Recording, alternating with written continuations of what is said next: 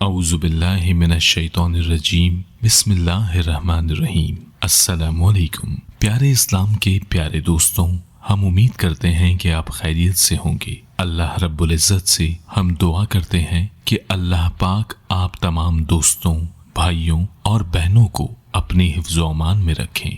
جن جن دوستوں نے ہماری ویڈیو کے نیچے دعا کے لیے اپنے نام لکھے تھے، ان تمام کے لیے بھی ہم دعا گو ہیں کہ اللہ رب العزت آپ کی تمام دعائیں، تمام حاجات اور دلی مرادیں پوری فرمائے۔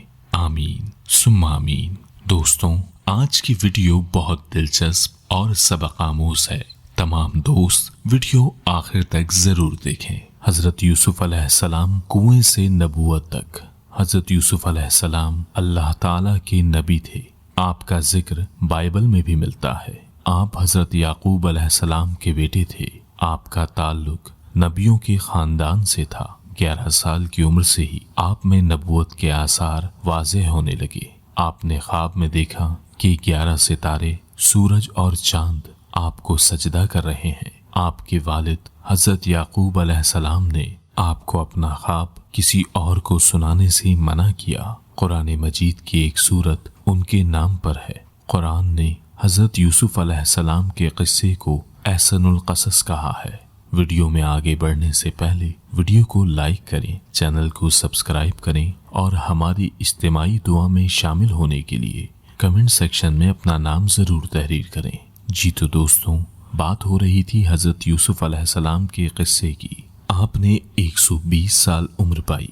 آپ نے 12 سال کی عمر میں خواب دیکھا کہ آپ ایک سونے کے تخت پر بیٹھے ہیں اور سورج، چاند اور 10 ستارے آپ کو سجدہ کر رہے ہیں۔ آپ نے یہ خواب اپنے والد محترم یعقوب علیہ السلام کو سنایا۔ خواب سننے کے بعد یعقوب علیہ السلام نے آپ کو یہ خواب اپنے بھائیوں اور ہر کسی کو سنانے سے منع کیا۔ یوسف علیہ السلام کی سوتیلی ماں نے جب یہ خواب چپکے سے سن لیا اور یہ خواب ان کے بھائیوں کو سنا دیا۔ اس پر آپ کے ایک بھائی یہودا نے کہا، خواب میں سورج، چاند، ستارے کا مطلب یہ ہے کہ سورج کو باپ، چاند کو ماں اور 10 ستارے یعنی ہم 10 بھائی ہیں، یعنی یوسف ہمیں خود سے حقیر سمجھتا ہے اور بابا کو ہم سے چھیننا چاہتا ہے۔ ان کے بھائی اس خواب کے بعد ان سے حسد کرنے لگے اور ایک دن ان کو اپنے ساتھ صحرا لے گئے۔ صحرا کانان سے 3 میل دور ایک مقام ہے۔ انہوں نے یوسف علیہ السلام کو مار مار کر زخمی کر دیا۔ آپ کے ایک بھائی یہودا نے تو خنجر نکال کر قتل کرنے کی بھی کوشش کی۔ اس پر آپ کے سب سے بڑے بھائی لاوی نے اپنے بھائیوں کو منع کیا اور آپ کے زخموں سے خون صاف کرنے لگ گئے۔ پھر لاوی نے اپنے بھائیوں سے یوسف کو چھوڑ دینے اور گھر واپس لے جانے کی بات کی۔ اس پر انہوں نے لاوی کو بھی قتل کرنے کی دھمکی دی۔ پھر لاوی نے ان سے کہا، یوسف کو گھر مت لے کر جاؤ اور نہ ہی قتل کرو، بلکہ اسے یہاں سے دور بھگا دو۔ اس پر وہ سارے بھائی یوسف علیہ السلام کو لے کر صحرا کے ایک سب سے نمکین پانی والے اور گہرے کنویں کی طرف لے گئے اور یوسف علیہ السلام کو اس میں ڈال دیا۔ آپ کی قمیض اتار کر اس پر بکری ذبح کر کے اس کا خون لگا دیا اور اپنے والد محترم یعقوب علیہ السلام کے پاس گھر واپس چلے گئے۔ گھر پہنچنے کے بعد جب یعقوب علیہ السلام نے دریافت کیا کہ یوسف کہاں ہے تو وہ سارے بھائی زمین پر گھٹنوں کے بل بیٹھ کر رونے لگے اور یعقوب علیہ السلام کو وہ خون آلود قمیض دکھا کر کہنے لگے کہ ہم یوسف کو سامان کے پاس چھوڑ کر کھیل رہے تھے۔ جب شام ہوئی تو ہم نے سوچا کہ اب واپس جانا چاہیے۔ جب واپس مڑ کر دیکھا تو یوسف کو بھیڑیا کھا گیا تھا۔ یعقوب علیہ السلام نے فرمایا، اے میری اولاد، توبہ کر لو، وہ اللہ سب جانتا ہے۔ اس کے بعد یعقوب علیہ السلام کافی عرصہ اپنے بیٹوں سے ناراض رہے، یہاں تک کہ ان کی اولاد بھی ہو گئیں اور نقل مکانی کر کے ان سے علیحدہ ہو گئے۔ حضرت یوسف علیہ السلام ایک قافلے والوں کے ہاتھ کنویں سے نکالے گئے اور اسی قافلے والوں نے انہیں مصر لا کر عزیز مصر کو بطور غلام بیچ ڈالا۔ عزیز مصر نے انہیں اچھی طرح رکھا اور کئی سالوں تک آپ ان کے گھر پر رہے اور جوان ہو گئے۔ جوانی اور خوبصورتی کے عالم میں عزیز مصر کی بیوی زلیخا حضرت یوسف علیہ السلام کے عشق میں مبتلا ہو گئی اور چاہا کہ یوسف سے جنسی تعلق بنائے اور ان کو اپنے کمرے میں بلوایا۔ خواہش کا اظہار یوسف سے کیا۔ حضرت یوسف علیہ السلام نے ان کی یہ خواہش رد کر دی۔ عزیز مصر کی بیوی نے زبردستی کرنی چاہی تو حضرت یوسف علیہ السلام دروازے کی طرف بھاگے اور خدائے پاک کے حکم سے 7 دروازے خود بخود کھلتے چلے گئے۔ آخری دروازے پر انہوں نے عزیز مصر کو کھڑا پایا۔ عورت نے جلد چالاکی سے کہا، جو تیرے گھر میں برائی کا ارادہ کرے یا تو اس کو قید کیا جائے اور یا سخت عذاب دیا جائے۔ حضرت یوسف علیہ السلام نے فرمایا، معاملہ اس کے برعکس ہے، یہی مجھ کو اپنا مطلب پورا کرنے کے لیے پھسلاتی تھی۔ اس موقع پر زلیخا کے خاندان کے ایک شیرخوار بچے نے گواہی دی کہ قمیض اگر آگے سے پھٹی ہے تو عورت سچی ہے اور اگر قمیض پیچھے سے پھٹی ہے تو یوسف سچا، عورت جھوٹی ہے۔ یہ حضرت یوسف علیہ السلام کا معجزہ تھا کہ دودھ پیتا گہوارے میں جھولتا ہوا بچہ اللہ کے حکم سے بول اٹھا۔ شہر کی عورتوں نے زلیخا پر تنو تشنی شروع کر دی۔ چند عورتوں نے کہا، دیکھو وزیر کی بیوی اپنے نوکر پر جان دے رہی ہے، عزیز کی بیوی صریح غلطی میں ہے۔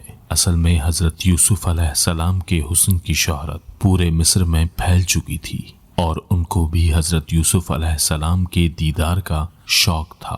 جیسا کہ قرآن پاک میں ارشاد ہے، شہر کی عورتوں نے کہا کہ عزیز کی بیوی اپنے جوان غلام کو اپنا مطلب نکالنے کے لیے بہلانے پھسلانے میں لگی رہتی ہے، اس کے دل میں حضرت یوسف علیہ السلام کی محبت بیٹھ گئی ہے، وہ صریح غلطی میں ہے۔ زلیخا نے جب ان کی اس فریب والی غیبت کا حال سنا تو زلیخا نے ان کو بلایا، ان کے لیے مجلس مرتب کی اور ان میں سے ہر ایک کے ہاتھ میں چھری اور سامنے پھل رکھ دیے جن کو وہ کاٹ کر کھائیں جیسا کہ قرآن میں ہے، اور ان میں سے ہر ایک کو چھری دی اور زلیخا نے کہا کہ اے یوسف ان کے سامنے نکل آؤ۔ پھر جب ان عورتوں نے حضرت یوسف علیہ السلام کو دیکھا تو بڑا جانا اور اپنے ہاتھ کاٹ لیے اور زبان سے نکلا، پاک ہے اللہ، یہ تو انسان نہیں، یہ تو یقیناً کوئی بڑا بزرگ فرشتہ ہے۔ حضرت یوسف علیہ السلام زلیخا کے کہنے پر جب کمرے سے باہر نکلے تو ان کے روب و جلال اور جمال سے بے خود ہو گئیں اور ان تیز چھریوں سے پھل کاٹنے کی جگہ اپنے ہاتھ کاٹ لیے۔ پھر زلیخا نے حضرت یوسف علیہ السلام سے کہا، چلے جاؤ۔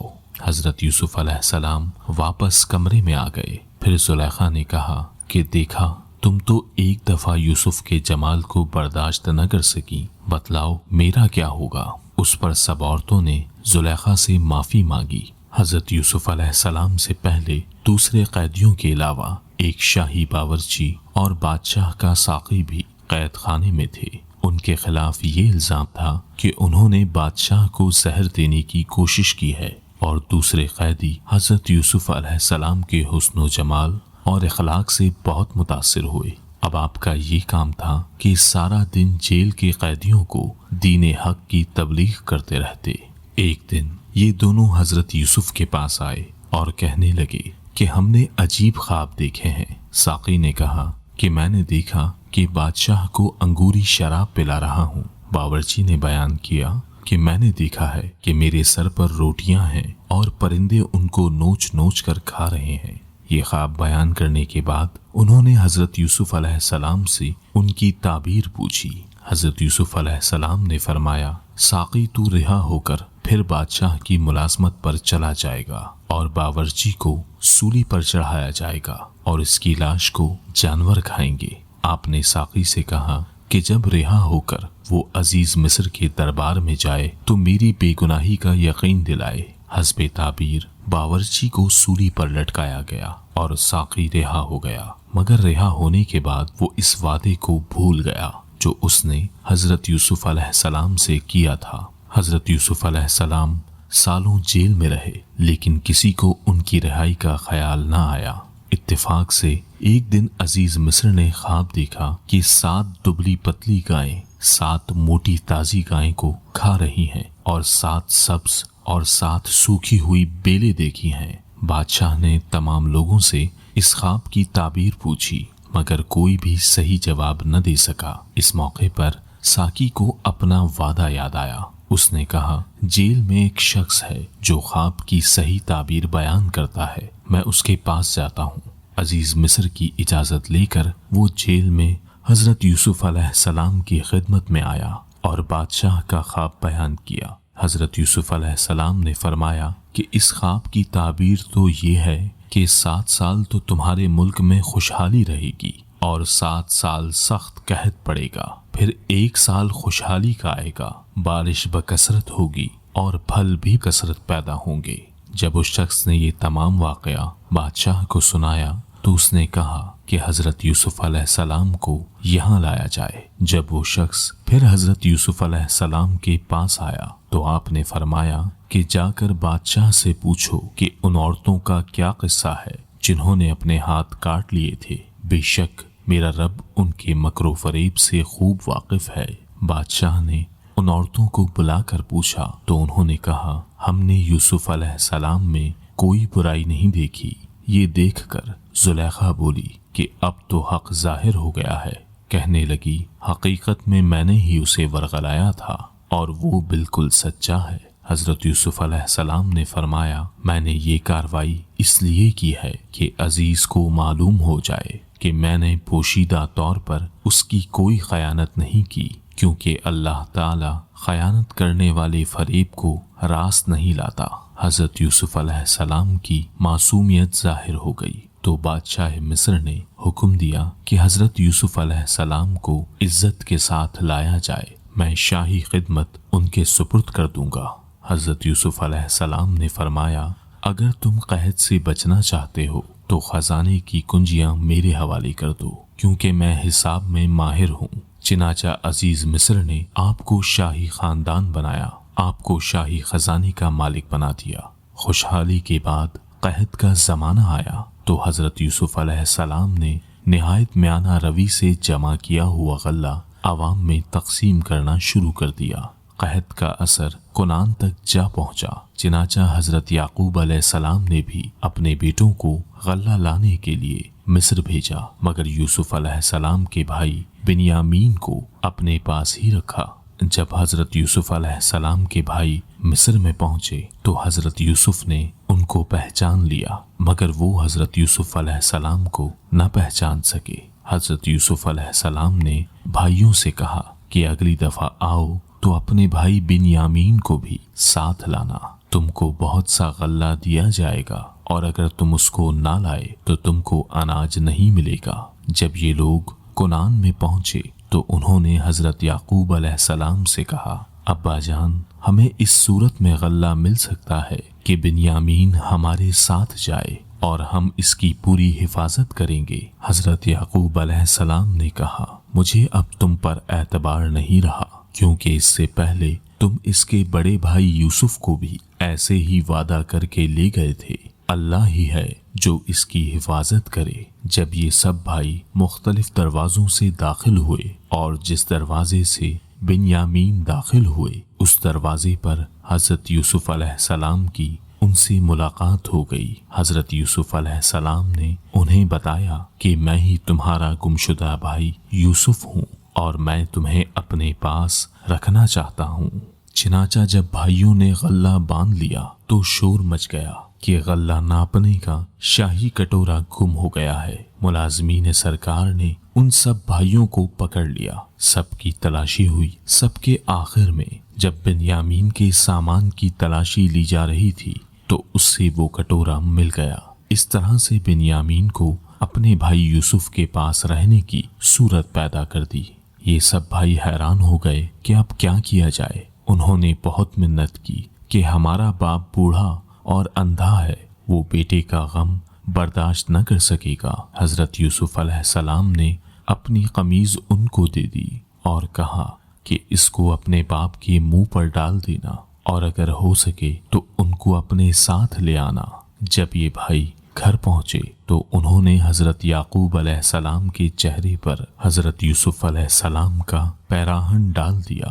خدا کی قدرت سے ان کی آنکھوں کی بینائی اسی وقت ٹھیک ہو گئی۔ اب یہ سب मिस्र में हजरत यूसुफ अलैहिस्सलाम के पास आ गए। हजरत यूसुफ अलैहिस्सलाम के शान और दबदबे को देखकर उनके 11 भाई, उनके वालिदैन आपके सामने झुक गए और इस तरह वो ख्वाब पूरा हुआ जिसमें आपने देखा था कि 11 सितारे, सूरज और चांद मुझे सजदा कर रहे हैं और इसी तरह उन्हें गुमगश्ता यूसुफ मिल गया और ये खुशी खुशी मिस्र में रहने लगे। अल्लाहु अकबर। तमाम मुसलमान इस वाक़े को ज़रूर लाइक और शेयर करें। जज़ाकल्लाह। दोस्तों, आज की वीडियो आपको कैसी लगी? इंशाअल्लाह फिर किसी नए मौजू के साथ हाजिर होंगे। तब तक के लिए अल्लाह हाफ़िज़।